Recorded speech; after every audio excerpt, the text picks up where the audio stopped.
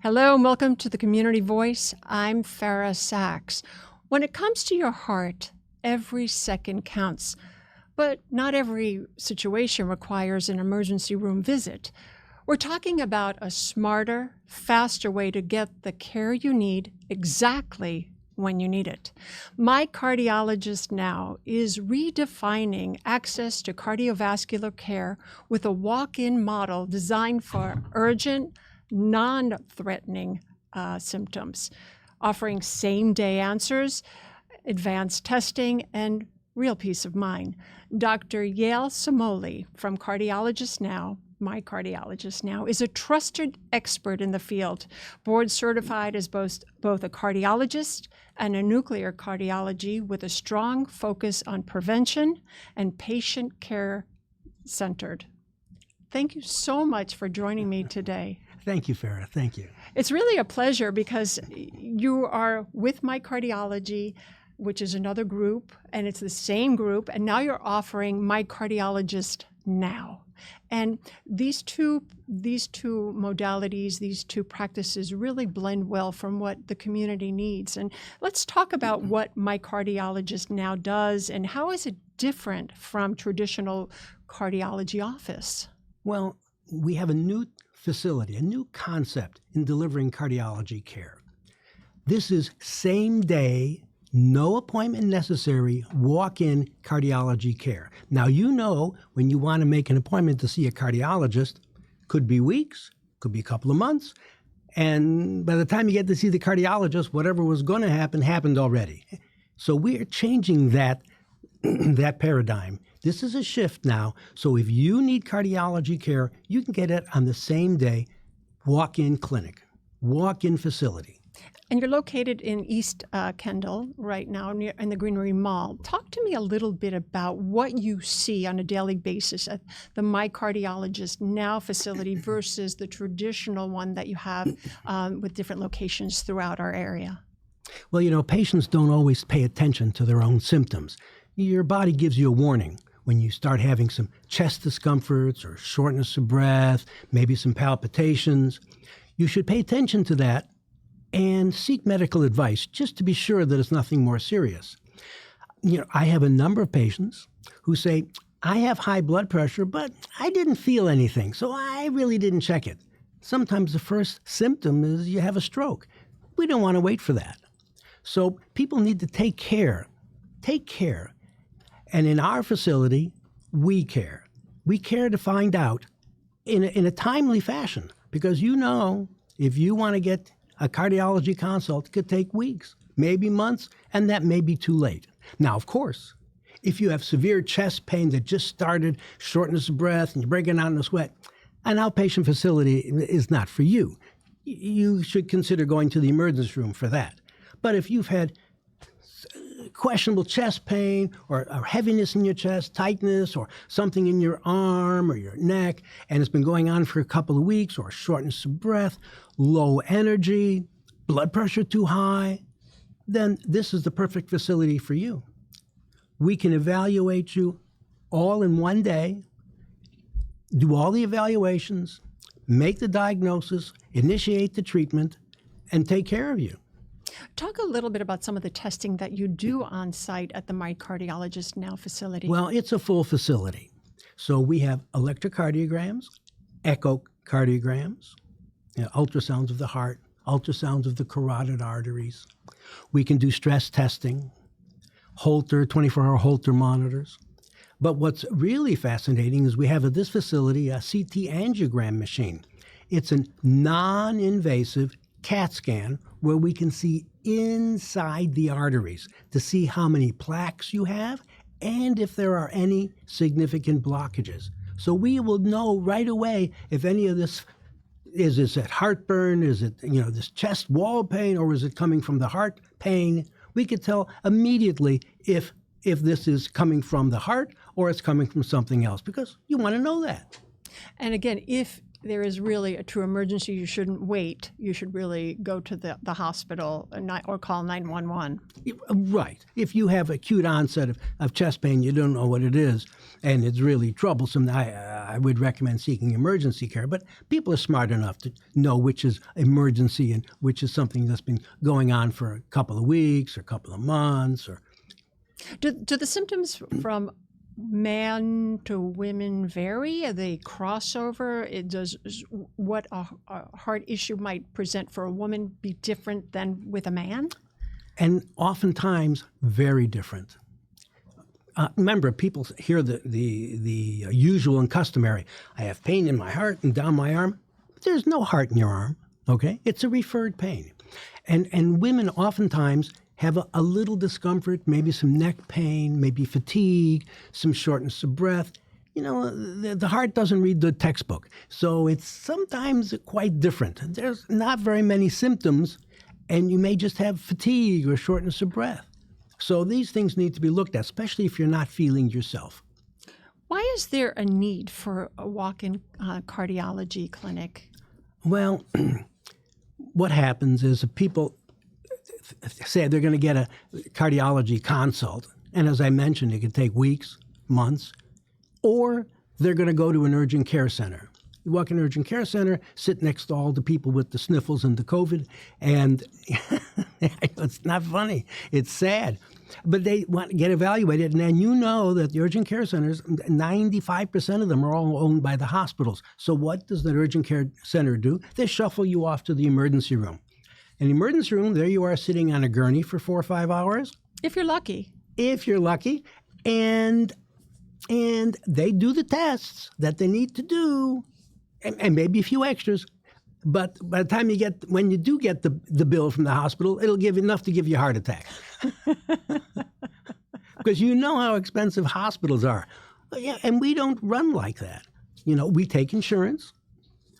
We charge the appropriate usual and customary fees, not the cranked up, puffed up fees that hospitals can sometimes surprise you with. And with insurance, what is a visit to MyCardiologistNow cost? Oh, I don't know the exact numbers, but I think it's going to be a lot less than going to a facility. I think that a consult is somewhere between $200 and $300, you know, for the time that's spent. But our cardiologists are trained to actually sit down and listen to you. Listen to what your symptoms are. Order the appropriate testing. Look to find the answers for you in a very timely fashion. How many doctors are with the MyCardiologist now? Well, we now have 25 cardiologists. That's in the whole practice? In the whole practice. And our cardiologists are handpicked. All are board certified. They're all top in their classes. They come from great programs. So you're not getting mediocre care. So this is the shift. This is the paradigm shift. This is the novel change, is you're getting top-notch, top-quality cardiology care in a walk-in setting, same day appointment. And we have all the equipment there at not hospital prices. It's wonderful to hear that because the cost of healthcare is booming. That's for another show between us, right? Yeah, you know, medical care has changed so much since when I first went into practice. You know, in those days, we held patients' hands, we listened, we heard all the problems, we did what we could. Today, it's, you know, in and out, in and out, in and out. It's terrible. What is that like for you to see, coming from when you first started to now where you are in your career as a medical doctor? What is the shift that patients need now versus then, and what they're might not be getting now in other facilities? What are you hearing? Well, yeah, I do hear, like, patients, they go to their gastroenterologist, they get a colonoscopy because they have pain, and it's normal, and they shuffle them out the door. But he said, well, what happened to my pain? Oh, go back to your primary. Maybe they'll order a CAT scan of your abdomen. You see, it's become a business for some people. And that's very sad, okay? And you need to treat the whole patient, not just the test, not just your favorite test. And if someone is having stress, could that bring on symptoms of for a heart condition or? Oh, yes. Oh, yes. That's clearly a risk factor. You know, first, it secretes all these cortisols and steroids, which increases buildup of plaque and cholesterol. And there's even a syndrome that stress-induced cardiomyopathies, where you can have spasm of your arteries and cause a heart attack. Okay? But I'm happy to say, and when you do the cardiac catheterization, their arteries are normal, but yet they had this big heart attack. Fortunately, in most cases, after 6 weeks, the tissue didn't die and it comes back. But, we see a number of those each year. So stress is clearly a factor. Stress also will raise your blood pressure. And elevated blood pressure is like taking a hammer and whacking your arteries. So you've got to get your blood pressure under control. And how do you do that? Let's talk about some of the things that we could do and not have to end up in my cardiologist now, only for like a yearly visit. We're preventing heart attacks. We're preventing strokes.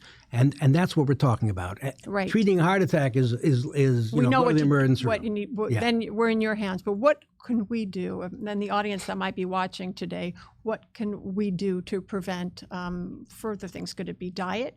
Could it be sleep and rest? Special vitamins, let's say? All of the above and then some. Okay? Diet and exercise will avert the evil decree. That's right. But sometimes diet and exercise is not enough. And we have to be careful to choose the right parents, because heredity is important. Genetics is important.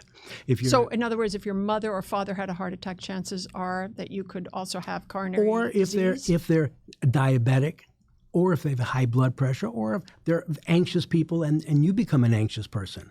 So all these things. Do you know me? So all these things need to be controlled. Okay? So if your blood pressure is not controlled, you control it.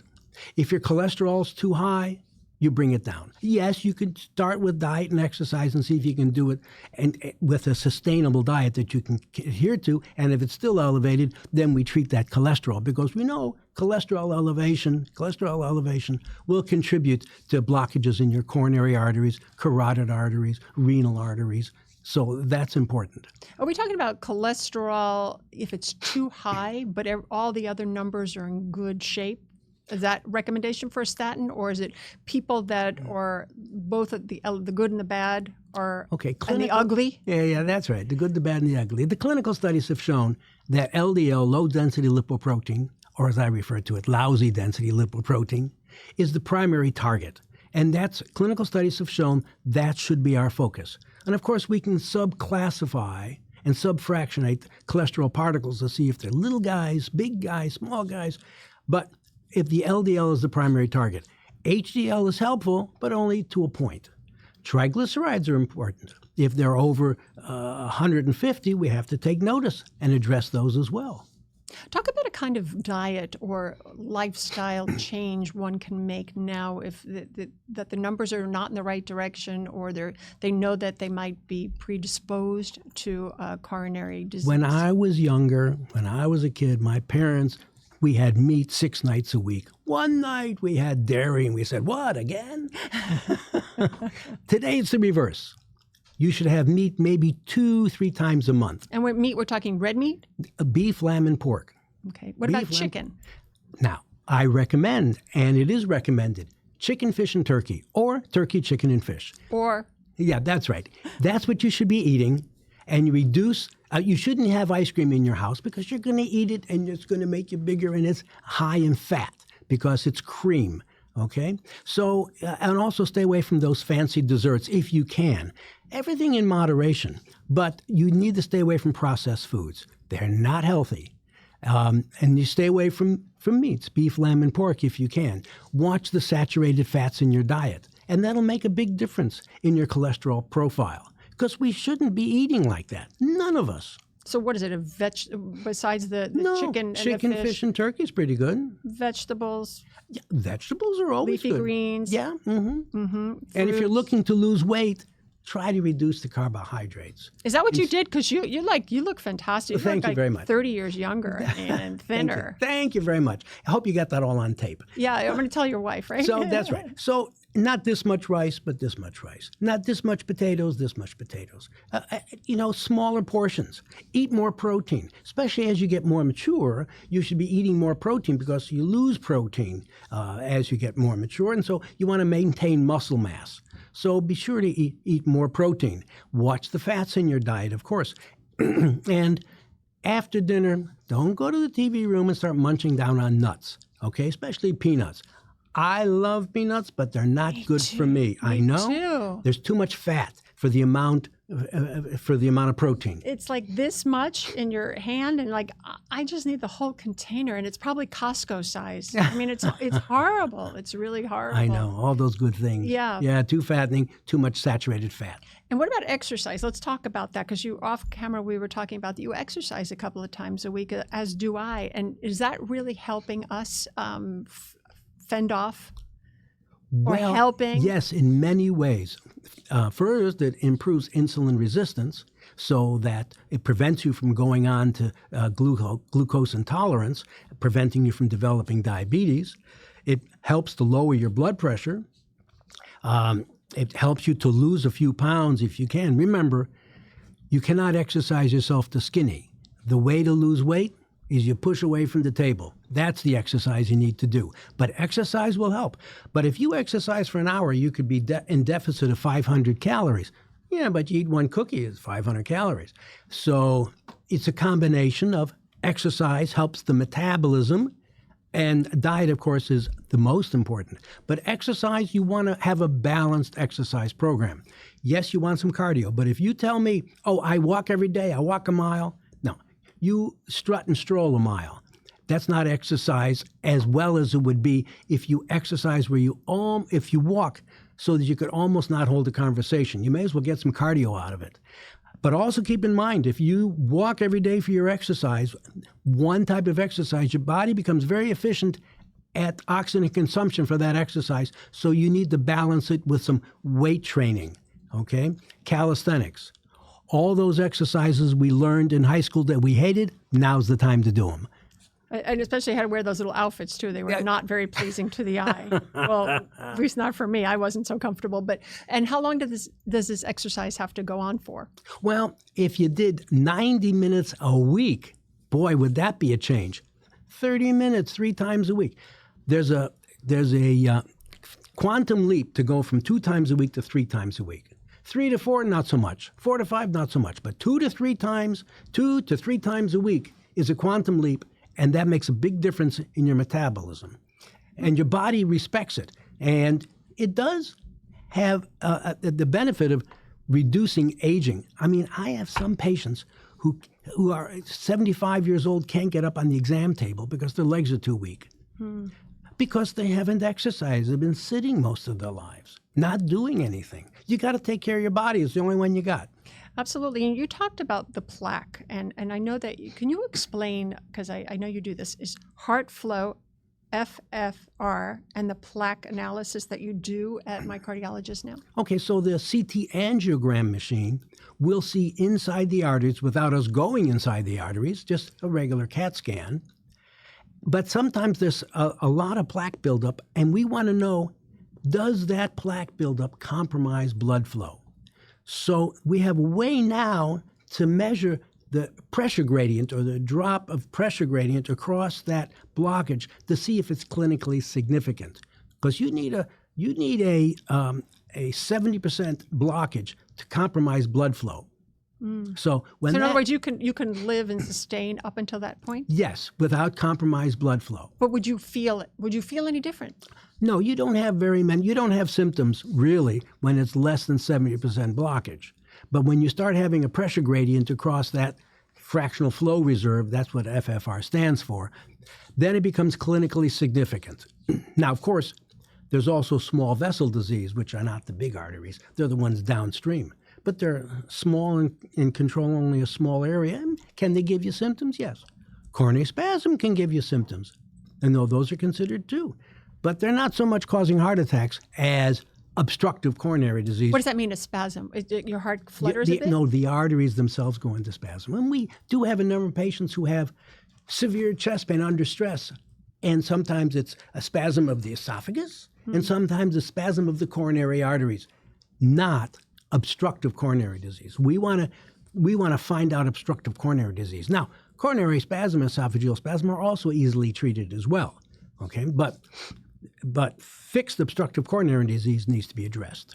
And we're seeing a lot of AFib and people getting onto not a good sinus rhythm. And I know that you handle that in my cardiologist's office. Talk a little bit about that, and because I'm hearing Atrial fibrillation a lot of that. is the most common arrhythmia in the United States. And what it is they have the upper chambers, lub, and the bottom chambers, dub. Lub, dub. And so the upper chambers... It sounds like a musical, lub and dub. They start to fibrillate. And when they fibrillate, they don't contribute to the cardiac output. Very common. Okay, now what's the problem with that? Well, you could be a little more sluggish, but not necessarily, because the big dub part kicks in and takes over for that. But the problem is there's sometimes blood clots that form in these little chamber, the little atrial chamber up on top, and those blood clots can sneak around and go up into the brain and cause a stroke. That's why we put patients on blood thinners who have atrial fibrillation.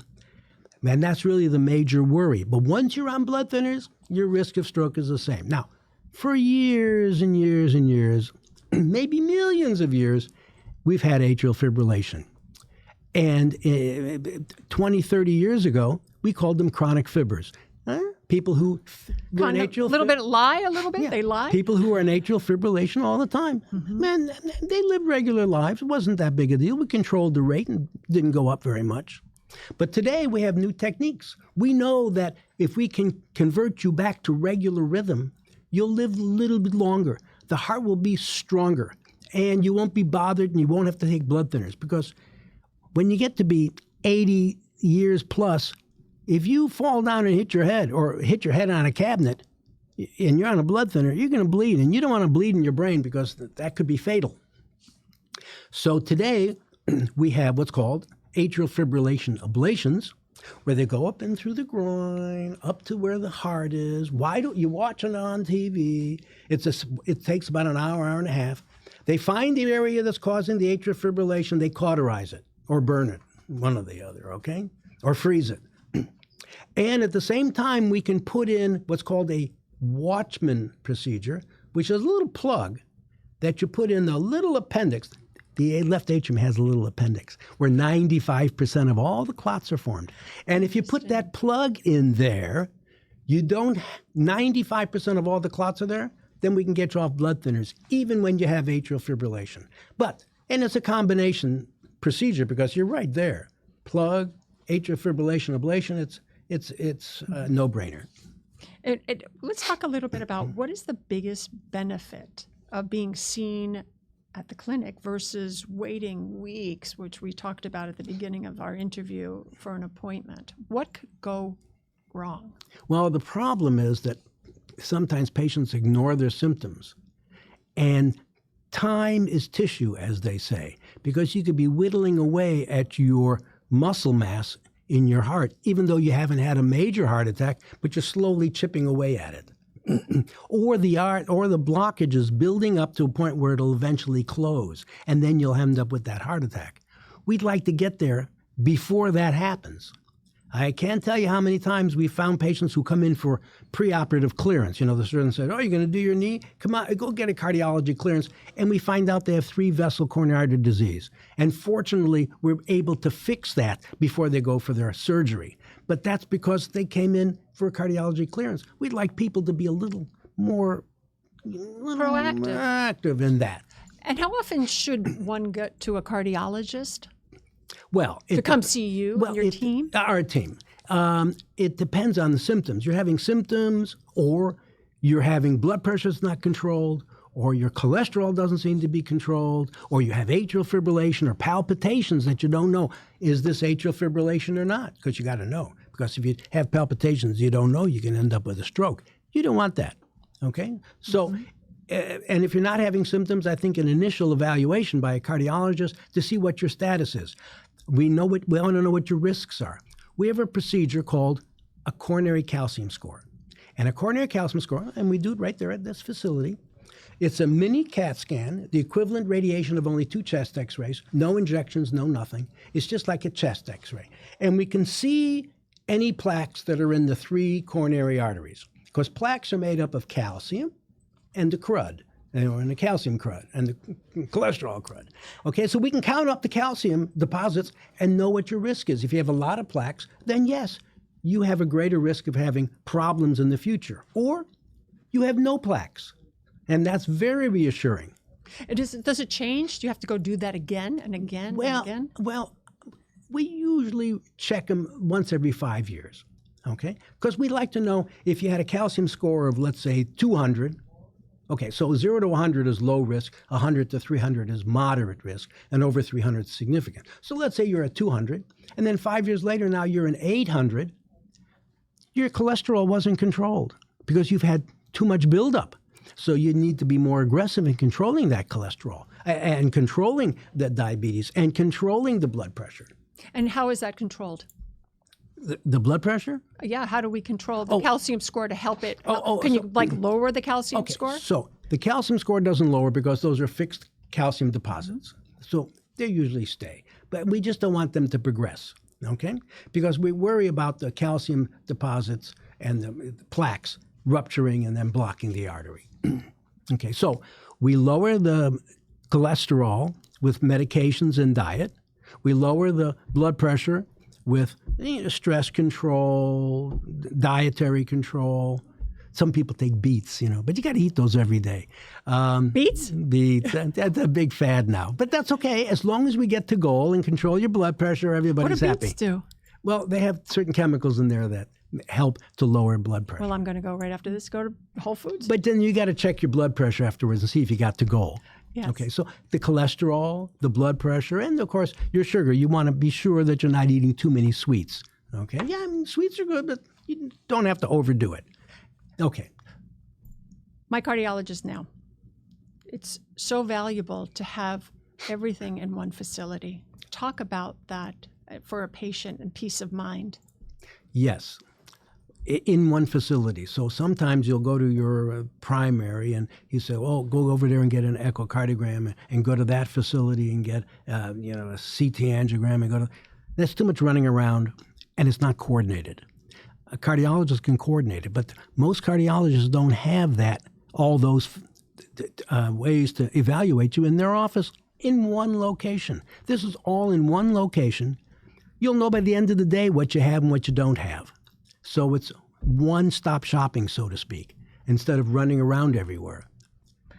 And also, most importantly, keeps you out of the emergency room, because the emergency room could be very expensive, especially if it's time and money. Time and money. So in the couple of seconds that we have left, anything that we haven't covered that you want to share with our audience about My Cardiologist Now, heart health? This is now, I think, going to be the wave of the future, because patients don't want to be mistreated anymore. They want to have care when they need it. And I'm imploring patients not to ignore their symptoms. So if they don't ignore their symptoms, don't ignore their clues, and seek medical attention, and everybody should see a cardiologist at some time in their life, and putting it off never helps you.